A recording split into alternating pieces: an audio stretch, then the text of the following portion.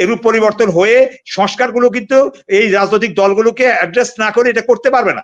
তাহলে ওই সরকারে মানে সব দলের অংশগ্রহণগুলো থাকবে, কিন্তু সব দলের অংশগ্রহণ থাকলে তাদের ভাবে ওই যে কমিশন যে রিপোর্টগুলো দিবে ওই রিপোর্টগুলো নিয়ে যাচাই বাছাই করে রাজনৈতিক দলরা সরকারে থাকার পর ওনারা সহ যখন এটা অনুমোদন দিবেন তখন নির্বাচনের পরে তারা আর এটাকে মানে পার্লামেন্টে অনুমোদন দিতে কোনো রকম ঘড়িমসি করবেন না।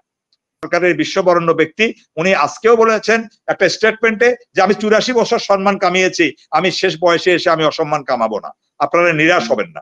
এইটুকু আমরা আস্থা রাখতে চাই।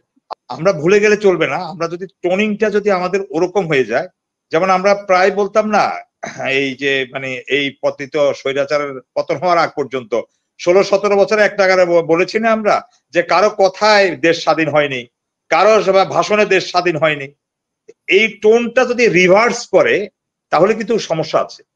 এই টোনিংটা কিন্তু পাল্টাতে হবে যে আমরা ওই অমুক দিনের এতদিনের 7 দিন দেখলাম, ওইটা দেখলাম, সেটা না। আমরা ওদেরকে অ্যাপ্রিসিয়েট করতে চাই। এখানে 20 থেকে 24 বছর বয়সী যারা আছে তাদেরকে আমাদের মাথায় রাখতে হবে যে এখানে একটা পুরো একটা জেনারেশন, কিন্তু এই জেনারেশনকে মাইন্ডের রিড করা, যেমন তারা যদি বলেই থাকে ফর এক্সাম্পল যে বিএনপির চেয়ারপারসন তারেক রহমান সাহেব বলেছে মানে ছাত্রদের ভাষায় কি যেন বললেন ইরান সাহেব, আমি বুঝি নাই ক্লিয়ারটা, যে ছাত্রদের ভাষায় কথা বলছেন বা ছাত্ররা যা শুনতে চায়, সরি যা শুনতে চায় তিনি তা বলছেন। তো এটা যদি বলে থাকে উনি তো ভালো বলেছেন। আব্দুল্লাহ আজকে হাসনাত আব্দুল্লাহ বলেছিলেন কয়েকদিন আগে যে আমরা যাই শুনতে চাই তারেক রহমান তাই বলেন, এবং আজকে আসিফ বলেছেন যে গণতন্ত্র গণ অভ্যুত্থান শুধু নির্বাচন ও ক্ষমতা পালাবদলের জন্য হয়নি। এটা আসিফ বলেছেন, আসিফ মাহমুদ, সম্মানিত উপদেষ্টা। জি জি জি জি, ধন্যবাদ ধন্যবাদ আমাকে হেল্প করার জন্য। আমি ওই কথাটাই বলছি যে আমি আমি একটু শেষ করি। আপা ইরান ভাই যেহেতু আমাকে না না ওইটাতে পড়ে যাই আমরা ওই কথা পড়ে যাই। জনগণ বলেছে তারা ওয়াল রাইটিং করেছে, দেখুন আপনি ওয়ালে ওয়ালে লেখা নৌকা ধানের শীষ, ইরান ভাই দুই সাপের এক বলি, এবং আওয়ামী লীগের সাথে বিএনপি কে জড়ানো, এটা আসলেই একটা অযৌক্তিক কথা। অবশ্যই অবশ্যই আওয়ামী লীগের সাথে কোনো কম্পেয়ার চলে না, ওইটা বাদ দেয়, ওইটা একমত।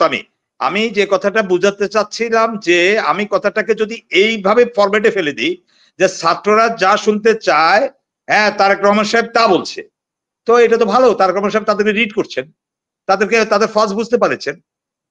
এটাকে যদি আমরা এইভাবে রিঅ্যাক্ট না করি তাচ্ছিল্য ভাবে, আপনি বিষয়টা আমার কথাটা আপনি বুঝতে পারেননি, এটা তাচ্ছিল্য ভাবে বলা হয়েছিল, তাচ্ছিল্যতার সাথে বলা হয়েছে, এটা সম্মানের সাথে বলা হয়নি। অবশ্যই তাচ্ছিল্যতার সিনিয়র রাজনীতিবিদ যারা আছেন, ঠিক আছে আমি তো আপনার সাথে দ্বিমত, আমি একটু কথাটা বলতে দেন না, আমি স্পিরিটটা বুঝাই।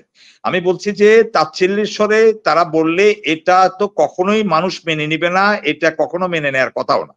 আমি শুধু বলতে চাচ্ছি যে আমরা এখন পর্যন্ত তাদেরকে পজিটিভ ভাবে, তারা যেহেতু কোনো রাজনৈতিক দলের এখনো অন্তর্ভুক্ত হয়নি বা নিজেরা কোনো রাজনৈতিক দলে আবর্তিত হয়নি, পরিবর্তিত হয়নি, ততক্ষণ পর্যন্ত তাদেরকে আমরা সাধারণ ছাত্র ভেবে তাদেরকে আমরা অতটুকু রিড করে এই যে একটা জেনারেশনের গ্যাপ, এটাকে আমরা পজিটিভলি অ্যান্সার করতে, এটা আমার ব্যক্তিগত অভিমত। আমি আপনার প্রতি সম্মান রেখে বলছি, আপনি একদম পলিটিক্যাল প্রাজ্ঞ নেতা, আপনার সাথে আমি ওই বিতর্কে যাচ্ছি না, জাস্ট আমি আমার পার্সোনাল ওপিনিয়নটা বলছি যে আমি এরকম ভাবে নিতে চাই, যেহেতু আমিও জাতীয়তাবাদে বিশ্বাসী একজন সাধারণ মানুষ, আমিও বহুদলীয় গণতন্ত্রে এবং বাংলাদেশি জাতীয়তাবাদে বিশ্বাসী, এবং এই যুদ্ধটা আমাদের সবার ছিল।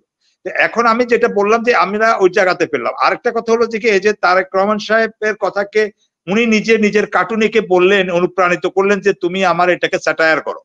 হ্যাঁ, এখন এই যে কয়েকদিন আগেও তো ওবায়দুল কাদের বলছে যে হাসিনার কাছে মাপ চাওয়া আর কথা বলা মানে ধৃষ্টতা। এখন তারেক রহমান সাহেবের যদি একটা বক্তব্যকে যদি একভাবে তারা মানে যদি তাচ্ছল্যের সুরে বলেও বা কোনোভাবে যদি বলে, তাহলে এটাকে আমরা আরেকটু স্মার্ট ভাষায় বলি। মানে আমি ওইটাই বলতে চাই যে মানে এটা এত বড় ধৃষ্টতা, মানে তারেক রহমান সাহেব সম্পর্কে কথা বলা, এইভাবেই কিন্তু হাসিনার আস্তে আস্তে ফেসিস্ট হতে সহযোগিতা করেছে। তা আমি এটাকে ওনাকে একদম অসম্মান করে যে ধরনের রাজনৈতিক শিষ্টাচার বহির্ভূত কথা, ওগুলো আমরা গ্রহণ করব না। কিন্তু কিছু আলোচনা আছে আমরা মানে ওনার আলোচনা সমালোচনা করা যাবেই না, এই কথাগুলো বললে মানে প্রকারান্তরে ওই টোনিং গুলো চলে আসে। আমরা ওই জায়গা থেকে মানে আমি আমার ব্যক্তিগত অভিমতটা আমি বললাম। আর যতক্ষণ পর্যন্ত তারা কোনো রাজনৈতিক ভাবে নিজেদেরকে জাহির করবে না ততক্ষণ পর্যন্ত আমরা তাদেরকে রাজনৈতিক প্রতিপক্ষ ভাববোই না। আচ্ছা, আবার আজকে আসিফ যেটা আজকে হাসনাত যেটা বলেছে, না আমি ইরান ভাইয়ের কথাটা অ্যাড্রেস করি। হাসনাত যেটা বলেছেন যে এটা রাজনীতি তো তা ওরা করতে চাচ্ছে, বিভিন্ন উদ্যোগ নিচ্ছে, আবার পিছিয়ে যাচ্ছে, আবার আজকে বলেছে তাদের আজকেও হাসনাত আব্দুল্লাহ বলেছে, হাসনাত আব্দুল্লাহ নাকি ওই যে উপদেষ্টা নাহিদ, হ্যাঁ উপদেষ্টা নাহিদ বলেছে যে তাদের এই পরিকল্পনা নাই। এখন তারা যেটা মানে মানুষ সোশ্যাল মিডিয়াতে যেটা বলে আর সেটাকে আমরা ধরবো না, সে যেটা নিজ মুখে বলছে সেটাকে ধরবো। এখন তারা তাদের অভিব্যক্তির কথা বলেছে, করতে চায় সেটা পরের কথা, যখন করবে তখন আমরা তাদেরকে মানে অ্যাডজাস্ট করার চেষ্টা করবো। এটা কি ওরাই বলছে না, ওদের পেছনে আসলে কেউ ওদেরকে মানে এখন ওরা অনেক স্মার্ট, ওদের পেছনে কিছু নেই, আমরা ওইগুলোকে ওইভাবে আমরা নেয়ার কোনো দরকারও নেই। এত মানে আমি বলছি যে তারা যেটা বলেছে যে এটা শুধু মানে ইয়ের জন্য, ভোটের বা পালা বদলের জন্য আসেনি। এই কথাটা হলো যে কি আন্দোলনটা বৈষম্য বিরোধী কথা হয়েছে, পরে এটা রাষ্ট্র সংস্কার এসেছে, তাদের 9 দফা দাবির কথা তারা বুঝাতে চেয়েছে। এখন 9 দফা দাবি যেগুলো আছে, রাষ্ট্র মেরামতে যে কথাগুলো আছে, এটার সাথে তারেক রহমান এবং বিএনপি এবং ইরান ভাইদের দেওয়া 31 দফার ভিতরে খুব বেশি তফাৎ নাই।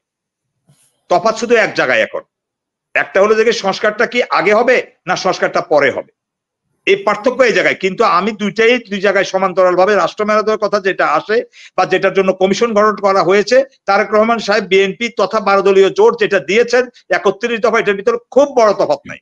আমি আবার বললাম, এখানে যে বিষয়টা প্রয়োজন দরকার সেটা হলো যে কি এটা আগে হবে না পরে হবে। অবশ্যই এটা মানে পরে হতে হবে, কিন্তু পরে হতে হলে একটা কথা আছে, পরে হতে হলে এই জিনিসটাকে আপনাকে এখন একটাকে মীমাংসিত জায়গায় যেতে হবে। কারণ পরে হতে হবে এই কারণে, যেহেতু পার্লামেন্ট ছাড়া অনেকগুলো বিষয় আছে, এগুলো মীমাংসা করা যাবে না। কিন্তু এখন আর তত্ত্বাবধায়ক আমি আপনাকে আজকে বলি, মানে আমার কাছে আমি আমার ব্যক্তিগত তথ্যপত্র থেকে বলি বা আমার বিশ্বাস থেকে বলি যে এই সরকার আগামী 2 মাসের ভিতরে তার চেহারার রূপের পরিবর্তন ঘটবে। হ্যাঁ, আমি আপনাকে বললাম, আল্লাহ যদি বাঁচে রাখে আপনি সেটা দেখবেন, চেহারার একটা অবয়বের একটা পরিবর্তন হবে। সেখানে জাতীয় রাজনীতিতে সব দলের অংশগ্রহণে আবার সরকারের একটা রূপ পরিবর্তন হবে। এই রূপ পরিবর্তন হয়ে সংস্কারগুলো কিন্তু এই রাজনৈতিক দলগুলোকে অ্যাড্রেস না করে এটা করতে পারবে না।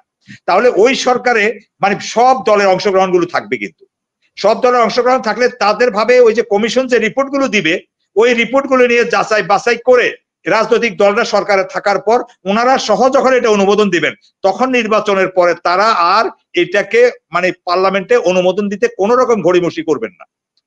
তারা জানবেন যে তাদের কনসেন্ট নিয়েই করেছেন, যেটা মির্জা ফখরুল ইসলাম আলমগীর সাহেব অন্তত ইঙ্গিত দিয়েছেন যে আমরা সংস্কারের বিপক্ষে নয়, কিন্তু জাতীয় একটা কনসেনসাসের ভিত্তিতে সেটা হোক।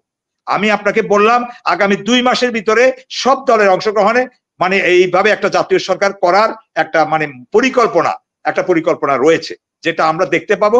এখন কিছু জরুরি বিষয় আছে, সে জরুরি বিষয়গুলো তারা মানে অ্যাড্রেস করে তারা এটা সমাধানের দিকে যাচ্ছে।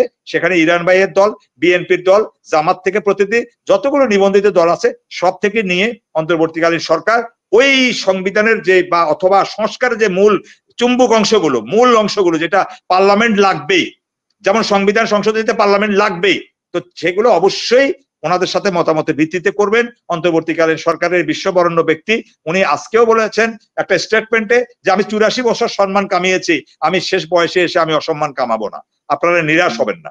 এইটুকু আমরা আস্থা রাখতে চাই।